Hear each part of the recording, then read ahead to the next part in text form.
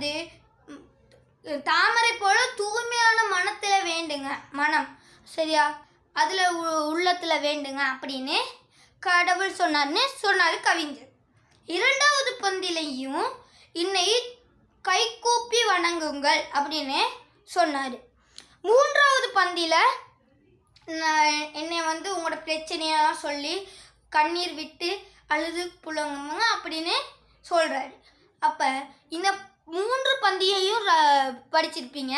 அதுலேயும் அவரை சுவாமி விபுலானந்தரை பற்றியும் கொஞ்சம் படிச்சிருப்பீங்க.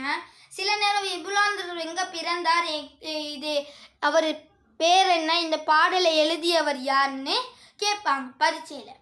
அதனால அது கொஞ்சம் திருப்பியும் பார்த்துக்கோங்க சரியா. அப்புறம் இந்த 3 பந்தியும் படித்தது உங்களுக்கு சுவாரஸ்யமாக இருக்கும்னு நினைக்கிறேன். இதிலேருந்து நம்ம கடவுளை எப்படி வேண்டுறதுன்னு உங்களுக்கு தெரிஞ்சிருக்கும்னு நினைக்கிறேன்.